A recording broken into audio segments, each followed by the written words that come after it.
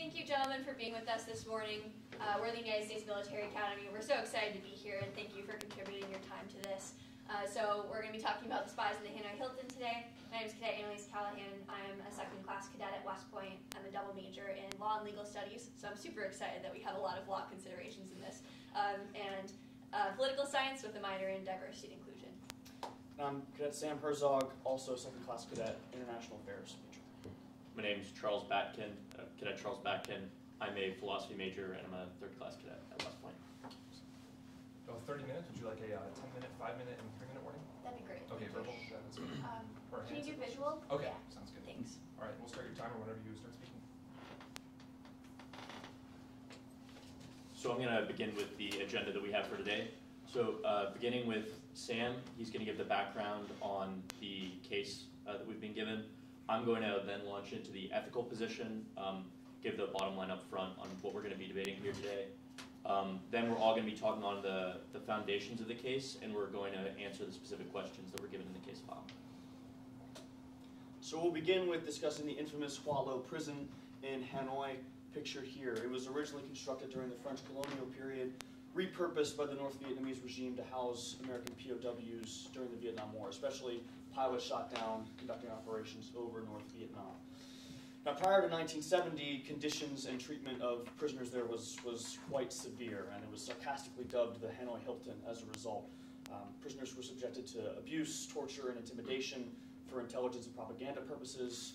Attempts were made to coax them to make false or trumped-up confessions, to get them to make statements critical of the United States, and to get them to relinquish sensitive intelligence, either about the Department of Defense or even about their fellow prisoners.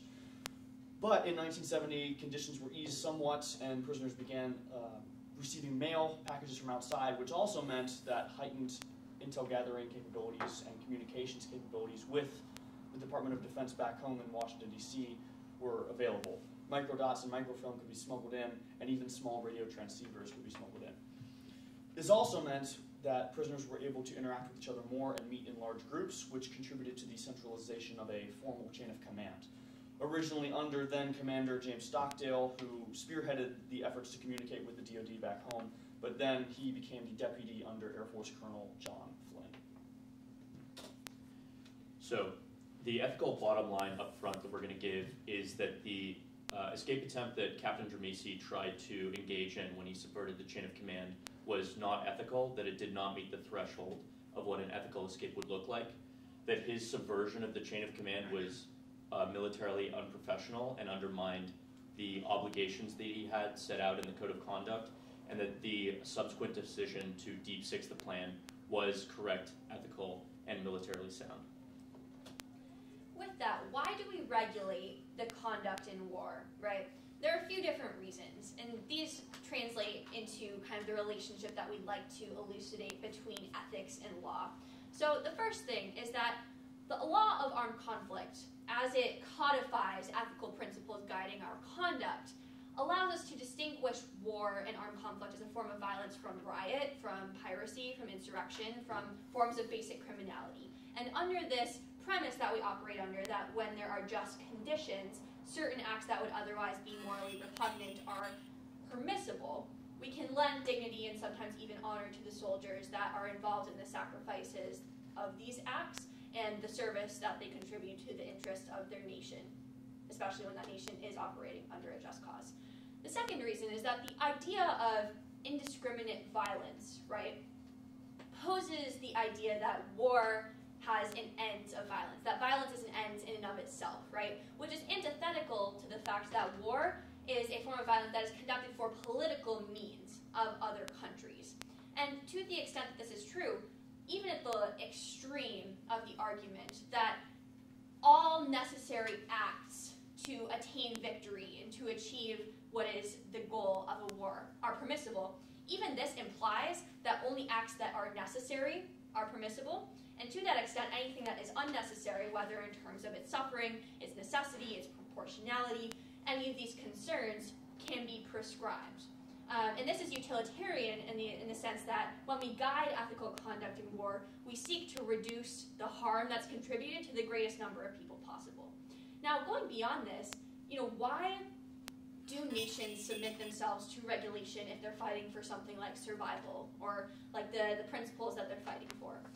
Well, we argue that we can look at this from also a duty and virtue perspective, in that we cannot be seen as a country that purports to fight for what is morally right, doing moral wrongs. And this is something that we'll later find espoused in the Code of Conduct that, again, kind of circles back to the beginning, which is distinguishing our soldiers who serve just cause from basic criminals. So what are some of the principles and frameworks that inform ethical conduct in war? I'm going to start out by addressing just war theory, and specifically jus in bello, or justice in war, which has three sub-tenets. The first of which is discrimination, which states that combatant soldiers should not directly target non-combatants. We find, though, that the second two are particularly relevant in our case. The second is necessity, which states that incidental harm to non-combatants, collateral damage, is only acceptable when in the pursuit of some mission, and only if the means used to pursue that mission are the least harmful available. Finally, we have proportionality, which states that the harms brought about by the conduct of a mission, whether to non-combatants incidentally, or even to a lesser extent combatants, should be proportional to the gains achieved by the fulfillment of that mission. So this applies not only to, say, collateral damage to civilian residential areas, but also to exceptional forms of weaponry, like, say, flamethrowers or chemical weapons. And we would argue that necessity and proportionality can and should also inform, say, the decision to engage in an escape operation. Do the harms incurred and the risks incurred by launching that operation, are they commensurate with the gains to be achieved? And we'll find that these tenets map quite well to the explicit legal codification of ethical conduct in war. So building off of that to look at the more legal side of things, right? I got really excited.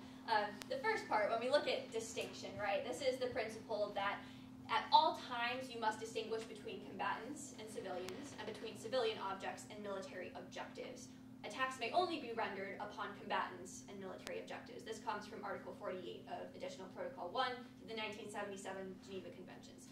First example of how just war theory is codified in law. Second thing, military necessity. So that we look at the extent to which an operation is necessary to achieve the ultimate advantage, the interest of the country that you're defending or protecting, serving, any of those things, and the interest of an operation, the end state that that operation is designed to achieve and where it fits into that strategic mindset. To this extent, so that actually comes from Article 51.5b of the Additional Protocol 1. There's an additional protocol alongside that that says that operations may be canceled when it's found that the operation isn't necessary to the end state that you're desiring to achieve. And this fits in then to necessity or to proportionality and unnecessary suffering. So proportionality, you look at the extent to which, as Sam said, your actions are likely to cause harm that is excessive to the military advantage that you are achieving. And we argue that this condition is particularly fundamental to the case we're looking at, because a lot of our case revolves around, one, the value that is going to be achieved by an escape plan, and second, the likelihood of that value being achieved, but third, the relative value that has to the harms that are going to be contributed to everyone else in the POW camp, and potentially to the interest of the United States. And that brings me to unnecessary suffering. So in this case, anything that causes suffering that's unnecessary, whether by the means, the methods of warfare that is superfluous, or just excessive to what you actually need to do to achieve your operation, is unethical and illegal. So to orient you to what's going on in this slide, on the right we have the code of conduct that was given to the POWs before they went into combat, and on the left we have our interpretation of the code, as we see it.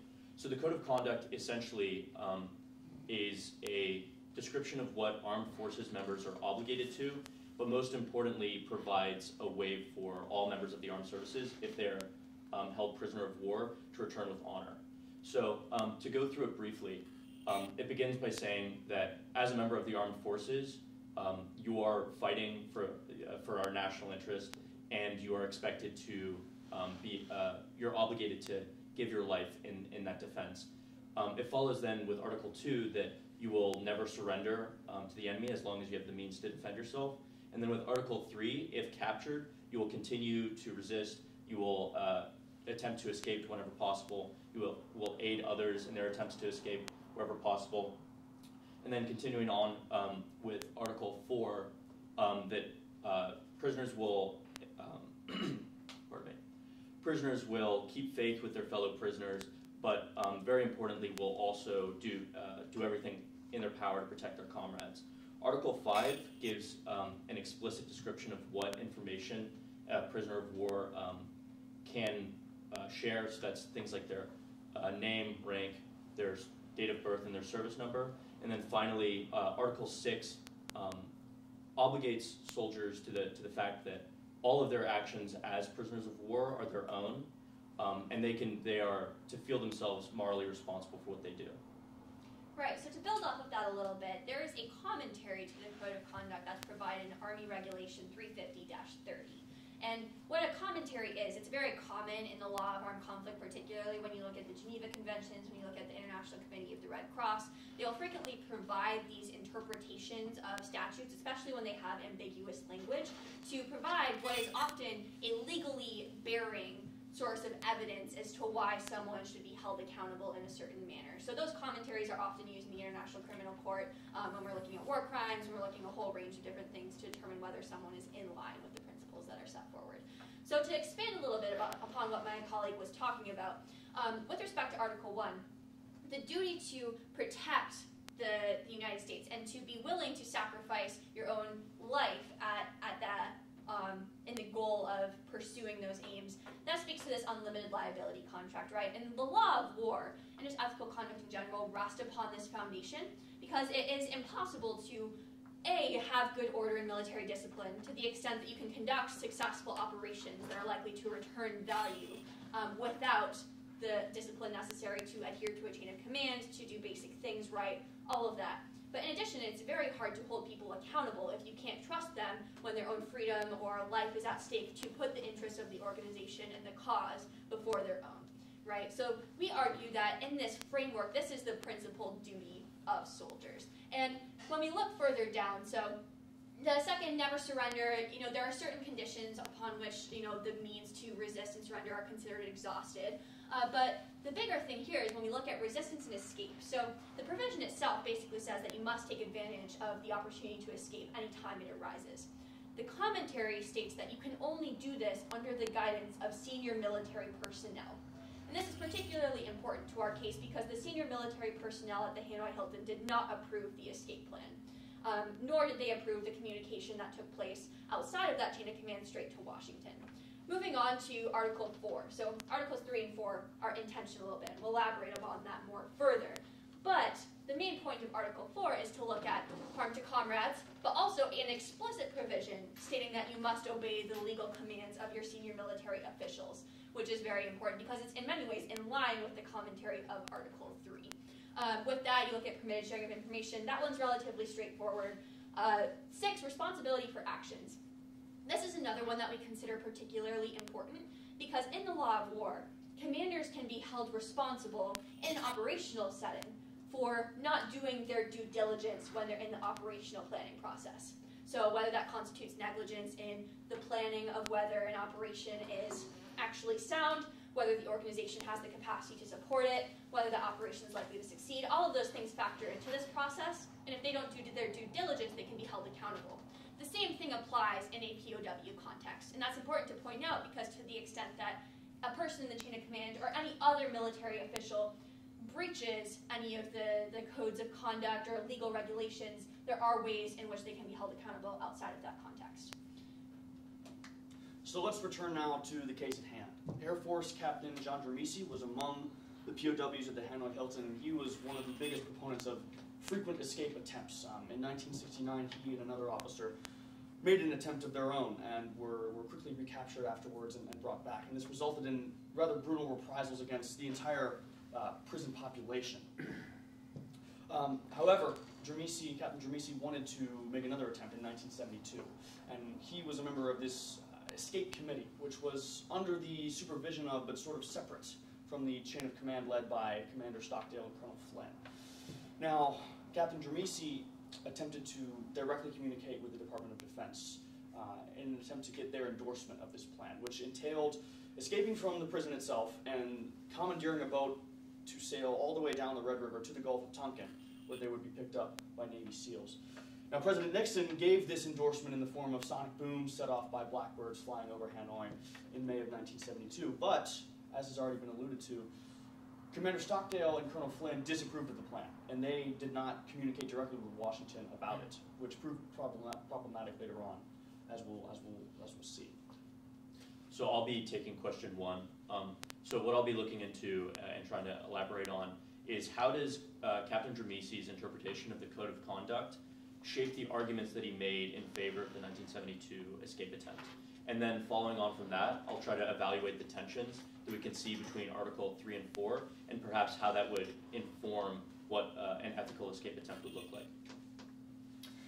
And I'll be addressing the matter of how Captain Atterbury and Captain Dramisi's previous escape attempts informed the decision-making of the chain of command later on in 1972. I'll also address whether or not the escape committee should have set up this separate chain of command, or not chain of command, but channel of communications with Washington, D.C., and our answer will be that they should not have. And finally, to look at the questions that this case really hinges upon. First, how do all of these considerations fit into the rationale of the POW command? Was that rationale sound, and did the POW command make the correct decision? I'll be covering these. So in talking about how did Captain Dramisi's interpretation of the Code of Conduct shape the arguments that he was going to make, the arguments, it seems clear that Captain Dramisi placed Article 3 of the Code of Conduct as the chief obligation. He felt that resisting by any means necessary, and most especially escaping and aiding the escape of other prisoners, was the chief obligation that he had. However, this was to the detriment of the obligations that we can find in Article 4 about protecting the lives of your comrades, but then also following the chain of command. And so what we're going to find in looking at Captain Dramisi's arguments was that what he felt was what he felt he was obligated to was only narrowly in the national interest, and that is the principal duty that we find in the Code of Conduct. And so his decision to subvert the chain of command wasn't justified when he decided to undertake that. Moving on to the tensions between Article 3 and 4, the fact that Article 3 obligates members of the armed forces to resist and escape and to aid others in escaping comes into direct tension with protecting comrades. Obviously, when you're going to attempt an escape, and we've seen evidence from past escape attempts, there is a potential for repercussions on your comrades, and so in your escaping, you're going to be subjecting them to that. Furthermore, if you feel that your chief obligation is to escape, but your chain of command hasn't endorsed that decision, you're going to find a tension between choosing to resist and escape and choosing to follow the chain of command. We, however, come down that the principal duty of members of the armed forces, even when they're prisoners of war, is to follow their chain of command and act in the broader national interest. As for how the results of the previous escape attempts affected Commander Stockdale's and Colonel Flynn's decision-making, we saw a precedent of brutal reprisals. After Captain Atterbury and Captain Dramisi were recaptured, the North Vietnamese guards conducted brutal torture of at least 20 POWs, which lasted a month.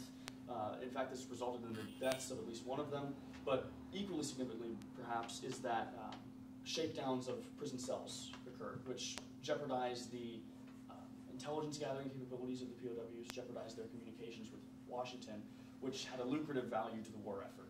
So there were two harms incurred here, and the knowledge of Commander Stockdale and Colonel Flynn, that any escape attempts, successful or otherwise, would likely result in similar reprisals later on, meant that they established a much higher bar for future escape attempts and set the precedent of not permitting any escape attempts to be undertaken unless they had a high probability of success and had a high assurance of outside support, which was not true, especially in the first tenet of Captain Dramisi's 1972 proposal.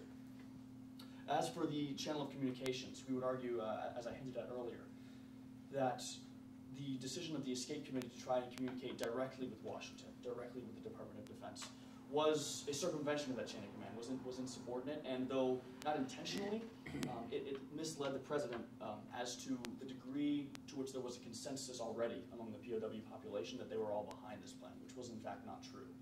The chain of command disapproved it. Right.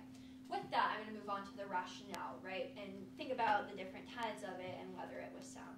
So the first thing is we'd like to conceptualize the code of conduct as a pluralistic deontological framework, right? So one of the classic critiques of duty-based frameworks is that duties often contradict one another and come into conflict. And that's the main point of this case, is that several of the duties in the code of conduct arguably come into tension with one another, particularly in this instance. With that said, one way to resolve this through a pluralistic framework is by assigning certain degrees of importance or value to the different duties and deciding which ones supersede one another should they come into conflict in such an instance. So in this case, our argument is that the Article 1 unlimited liability contract plus the duty to support U.S. interests comes first. This is supplemented by the responsibility that you incur for your actions, whether in command or not in a POW context. With that, when we also look at Article 3 and Article 4, so Article 3 being duty to escape, resist any opportunity, Article 4 being not only support your fellow POWs, but obey your chain of command. First, obey chain of command is more important, right, because it corresponds to a virtue of good order and discipline. When you think about the code of conduct, it is something that guides conduct in a way that allows soldiers to return, in whatever form that takes, with honor. You can't have an honorable organization that isn't established with good order and discipline. Furthermore, it's impossible to conduct operations without that and without the assurance that your soldiers are going to do what is best according to the guidance of their chains of command. To the extent that this provision under the guidance of chain of command is also included in Army Regulation 350-30 in the commentary to Article 3, and that you should only take escape attempts should they be approved by your POW command, we argue that that duty and the virtue corresponding with it supersedes the duty to escape. With that, we can move on to some other considerations, right? First, the value of escape. So this takes a couple different forms. When we look at the escape itself, it has certain tactical values, right? So potentially, if these two people do escape, they are successful, they return to the United States, they can relay important information to the CIA, to the Department of Defense, to people who are planning operations that, in a strategic sense, are then going to advance the war effort, which would return, in addition to a tactical value, a strategic one. It might also tell you about who all is in the POW camp, what information they have and haven't given, what they have the capacity to give should they continue undergoing torture, what the communication system looks like, all of these things. With that said, you also have to consider not the absolute value, but the relative value in terms of what else is going on in the POW camp, namely the communication system that was set up by Stockdale. So when you look at the strategic value and tactical value that this is contributing, not only is it not potential, but confirmed, as in it's currently happening. This is currently returning this value. It's allowing the U.S. to conduct raids on POW camps in the vicinity. It's allowing them to know more about the location of important military objectives that they can target relative to the location of the POW camp. It's allowing you to look at a lot of the same information that those POWs would be able to tell you if they escaped without the escape attempt itself. So who's in the POW camp, what they've been through, what they've seen, what information they have to relay that advances the strategic effort of the United States, above and beyond the boost in morale that a couple of escapees might contribute, right? So we would argue that the value that would be returned in a tactical and strategic sense that is contributed by the communication system exceeds that of the escape. And that's important because when you consider those things, the likelihood that moves on to the probability of success, right? So the likelihood that this operation would succeed is very low. And this has bearing on the value of the escape because in addition to having lesser value than the communication system, whether it succeeds or not, it's likely going to result in a shakedown of all the cells, which can compromise that communication system. So, in addition to having a lower relative value than the comm system, it has the capacity to undermine the good that you are currently enjoying in the POW camp. Moreover, this is a direct quote from someone who was in the senior command of the POW camp. The likelihood of success was slim to none, practically zero. And it would have been a lack of due diligence on the part of the commanders in the operational planning process, which consists of planning, preparation, execution, and continual assessment, would have been lacking of due diligence on their part to contribute to this plan and think that it was something that could be supported when the value was so low, when there was the capacity to contribute harm to a good system, and when you're doubting the value of the whole thing. With that, there's also this likelihood of harm, right? Not even just a likelihood, there's a certainty that whether it is successful or not, everyone will suffer ramifications, right? So you potentially get 2 people out. And the value that's already low, the likelihood of it is slim to none. But if they are caught, you know from a legal point of view and an ethical one, POW status depends on being hors de combat, which is out of the fight.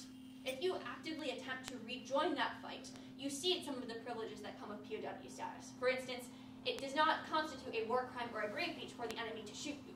So this poses a risk that is not in keeping with Article 4 to the people who are escaping.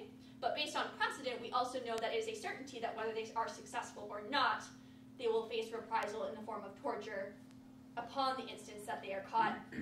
In addition, we're looking at the shakedown of the cells, which would result in compromise of the comm system.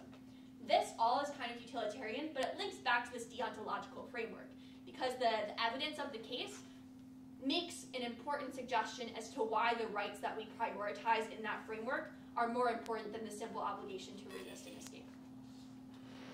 With that, looking at what an ethical escape might look like, right? So our answer to the question of this case is that the rationale they used was ethically sound, they made the correct decision, and we would make a similar one in the position of the POW. What an ethical escape might look like, again, the reason we talk about the principles of just war is because we think the ethics of conducting an escape plan are very similar to those of planning an operation. So you consider distinction, you consider military necessity, the extent to which this achieves your underlying goal. You look at proportionality, and you like basically the advantage that's going to be achieved relative to harm, and you look at unnecessary suffering. With that. Another important consideration when we're deciding whether or not an escape attempt would be ethical is whether or not a member of the armed services is fulfilling their professional military obligations as listed in the Code of Conduct. So in order to do that, they need to be acting in line with the duty that they have of the profession, part of which is to be to show regard for the chain of command as a principal duty, but then also to a duty toward your comrades and protecting their safety. We feel that it would not have been, an escape attempt under the 1972 conditions would not have fulfilled these duties and therefore would not have been ethical. And it would have been acting outside of military virtue, thus preventing the escapees to return to American society with honor. An additional consideration to keep in mind for ethical escape is adherence to the chain of command. So firstly, there's the idea of this unlimited liability contract, which was alluded to as an extrapolation of the first tenet of the Code of Conduct. As a member of the armed forces, you accept to a certain extent that the decisions made by your chain of command, by civilian authorities, may put you in harm's way, may keep you in harm's way in the pursuit of some greater national or strategic interest. And this might include forbidding you from making an escape attempt because the harms which come to the national interest outweigh any benefits in a particular circumstance, as we see here. Then there's the idea of mission command. Now this endorses the notion of disciplined initiative, but we would argue that Captain Dramisi's decision and the actions by the escape committee were an example of undisciplined initiative, an attempt to circumvent the chain of command by communicating directly with Washington. Finally, we want to bring it back to the Code of Conduct itself, especially the fourth tenet, which stresses explicitly that you follow the orders and back up your POW chain of command. All right, to conclude by answering the questions again explicitly. First, the escape attempt that was attempted to be led by Captain Dramisi was not advisable. And this is based largely on the utilitarian concerns that we've discussed throughout the case. The communication system he set up with Washington to get it approved was unethical because it undermined the chain of command, good order and discipline, and it had the effect of misleading the President of the United States, the Commander-in-Chief, which is an unethical act. Lastly, when we look at the rationale of the POW command, we've highlighted some of the tensions that existed and the factors that shaped those decisions. We argue that rationale was ethically sound, that it was the correct decision, and that in a similar context, we would make that same decision. Thank you all for your time. 20 minutes of questions. Hold on. Thank you. May I ask, does, first, well done. Thank you. Does the use of clandestine communication means Passing, voluntary passing of military significant information and targeting, change the status of POWs and open them for risk of fire exposure. Right. So it's a great question, and it's one that we thought about when making this case, because to the extent that you argue that actively rejoining the fight, whether through active participation or through support for participation, does re-engage you in hostilities, you might say that you lose the out of the fight sort of status, right? First, we would argue that in a theoretical sense, yes, you can be punished from a legal perspective on that note. We would argue that it's not unethical for you to do so. So the way we conceptualize this is that while passing that information on so that it might benefit the tactical and strategic interest of your country, while that is something that is ethical to do and that it aligns with the code of conduct, it is something that would put you at risk, which would actually fall in line with the unlimited liability contract. And in putting yourself at risk, you kind of assume the notion that your actions may have consequences for your personal well-being, but that those actions are in the pursuit of a greater good. Sir, I think additionally on that note, I think it's important to remember the circumstances that the POWs found themselves in. Given that their rights as POWs weren't being respected, that they weren't being given like all of the entitlements that they actually had, they were in a lot of ways acting within their rights as POWs to communicate the fact that they were still alive to America and things like that. And so I think it's important to remember the interplay between the circumstances that they found themselves and the actions that they took, even if those actions may have jeopardized the moral status of themselves as POWs. And to add one more point to that, that logic does fall substantially in line with the case that we made throughout our presentation, that certain duties should be prioritized over others in the code of conduct. Communicating that information about targets and things that might be used to hurt the enemy while you're a POW and technically out of the fight, that would serve the ultimate interest of the United States, which we argue is like the superseding and principal obligation of a U.S. soldier in this situation. Okay. Final question from me. Have each of you memorized and know by heart the code of conduct? I couldn't give it to you verbatim, sir, but I would say I have it memorized in a certain sense. Once upon a time, sir, I had it in the memory banks. I admittedly could not regurgitate it to you right now. I'm going to give you a legal answer, sir. It depends on how you would define memorization, right? So if you're looking at the strict construction of the principles and what exactly they say, I would have to answer no. But if you would say the deeper understanding of what they mean in both a personal, ethical, and legal sense, I would say our understanding of that exceeds what the Code of Conduct says, particularly because in the interpretation of those guidelines set out in AR 350-30, there are some things you find that aren't explicitly stated in the Code of Conduct that are important and yield an understanding of the duties. Spoken like a lawyer. Something. But is that what you're going to expect your soldiers to know? And if you find yourself in this situation, is that what you're going to have to rely upon to make your decisions? I would say yes, sir.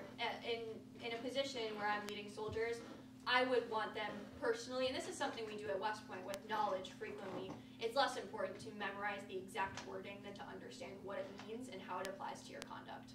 Just like the alma mater, right? Yes, sir. Anyone else? Classic. Thank you. Thank you. Bernie?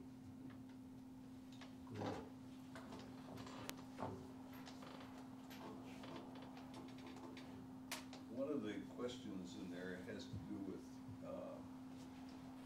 the not only ethical but legal implications of gathering information.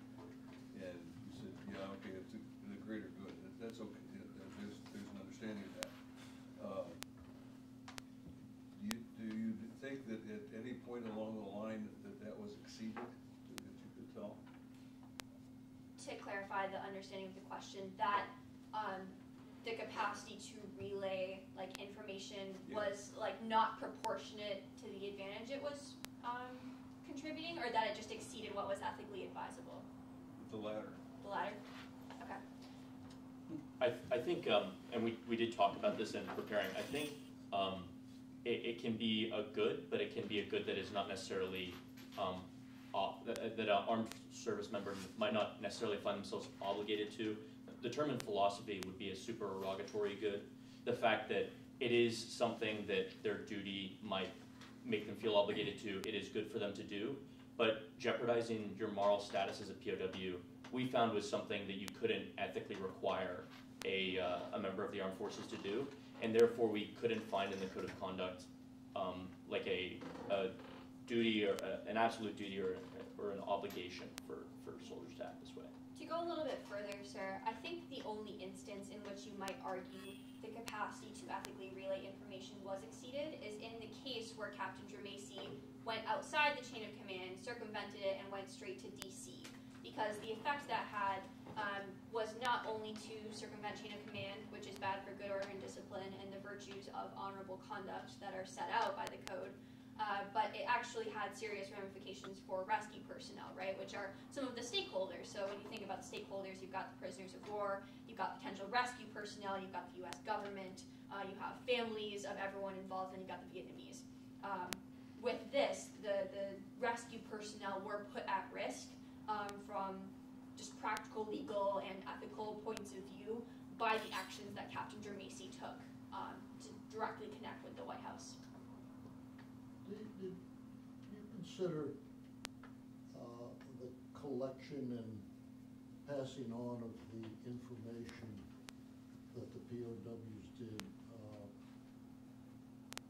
spying or more of a form of resistance?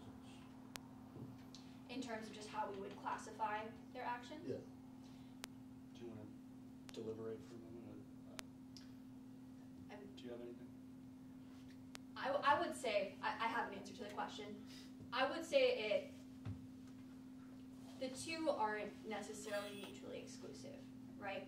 So my answer would be that from a legal point of view, yes, some of the things they were doing would constitute espionage in an operational sense, but because they are in a POW context and they do have an obligation to resist and escape, intelligence collection is something that's necessary to the operational planning process. It's something that involves the commander's due diligence to approve, to plan, to prepare, to execute all of these things, to support the interests of the United States in support of the unlimited liability contract, all of that. So I would say that it would be both espionage and resistance, and that, again, to go back to this question, I don't think the actions they took, while they may have had legal ramifications for the people involved, had they been caught, they would not have exceeded the ethical standards that we set out,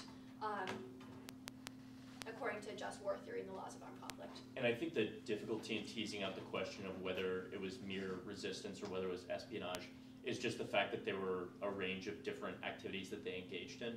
So I think something like giving buying coordinates for military targets and communicating that through the chain of command and the clandestine network, that admits of being a form of espionage in a way that blinking in Morse code torture and communicating with people in America, showing that you are still resisting, that you're actually, that this confession is forced, that admits of something different.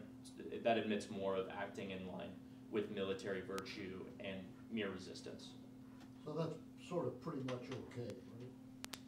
Which part, sir? The Arguably both are okay, but one... Subject to Yeah. ethical considerations of necessity, proportionality, Yeah. and unnecessary suffering, we would argue. That's why we bring up just war theories, because we argue like those are traditionally conceived of in planning operations in a combat context. We'd argue they're very similar in the escape context, because you're looking at the extent to which the escape will produce a proportionate advantage relative to the harm it's going to cause for everyone else, whether it's necessary to the strategic and tactical interests of POW command in the U.S., and whether it's going to cause unnecessary suffering. Thank you. I'm fine, no, we covered it, because what we've discussed amongst ourselves is the amount of time that the video spent on Stockdale recognizing his change in status as he conducted clandestine communications and providing information. And that was one of our concerns, is the thinking and the analysis that you put into the difference between spying and the duties of POW, and especially the chain of command in the POW status. So thank you for answering the questions. And to build off that a little bit, if I may, I think it does speak to the tension between, like Article 3 and Article 4, and that you're looking at not only the possibility that there might be retribution in the form of torture, but the possibility that they could literally be prosecuted for war crimes, in which case they could be summarily executed based on the conduct of Vietnam at the time. And so again, we argue that that's a very pressing consideration that the command had to undergo when they're considering this conflict between whether or not to take advantage of an escape opportunity, and then whether to look out for their fellow POWs. And so that's, I think, where we see the transition between what a member of the armed services is obligated to, and what is supererogation, what is perhaps good of them to do, but something that can't be expected. And so I think the transition between mere resistance to espionage is where we start to see that line. One quick question. Do you believe there are any items that need, well, this is not the current version. So, yeah, the NCOs where I work, they went back and dug up all this stuff. So do you think there needs to be an adjustment to the code to include leaving no soldier behind?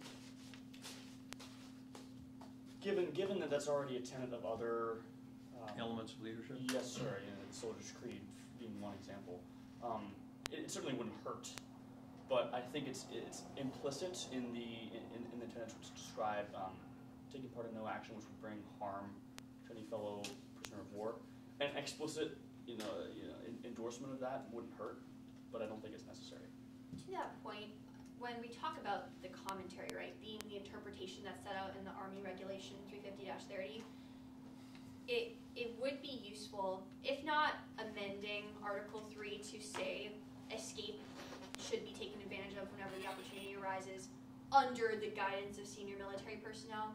Even if that's not explicitly stated, it should be something that is trained with people. So the regulation, in addition to setting out these interpretations, it provides a plan for training as to how you might teach your soldiers what the different principles of the Code of Conduct mean. And I think, to support Sam's point, my perspective would be that it would fall more on the training of the soldiers, less on the memorization of the statutes themselves and what they mean for how you conduct yourself, and particularly looking at which duties supersede others should there be a conflict between them, and just supporting that critical thought in your unit. That would be more important than amending the code itself. And along that point, I think it's necessary to see where the Code of Conduct actually fits into the framework and the effort that the armed services make to allow service members to return with honor. So the Code of Conduct is like a pretty brief and easily readable set of duties and obligations, but you're going to see those nuances teased out in things like AR 350-50 or in CRC training, where you are going to have to evaluate those tensions in a way that like a brief code of conduct isn't going to be able to do. May I ask, what's your first information gathering requirement if you find yourself in that situation? What's your first information gathering requirement that you need to pass or gather so that you can pass when opportunity comes? In terms of prepping to make an escape, sir, or? I'm just asking, you're a POW? I believe the names and ranks of the other POWs, you can know where you fall within that military hierarchy, and whether you, because one of the things in the Code of Conduct is if you are the senior military authority, you have to take the responsibility that's associated with that, which is something Stockdale would have dealt with at the time. So I'm less concerned about establishing who's the senior president as much as you just have to count and get that back so that I got data rank on you. Good, yeah, could work out that way. We'll figure that out. Find out how many folks you have in their status. Yes, sir. Yeah, the names. Yes, sir. Names so that they can be followed up on. Right. And don't just disappear. Okay, thank you. Thank you, sir. Well done. Nicely done, thank you. thank you, gentlemen. Thank you. Just one final word. the Army. I don't know about that, sir. I think I'm gonna have to take exception with that. Fair enough.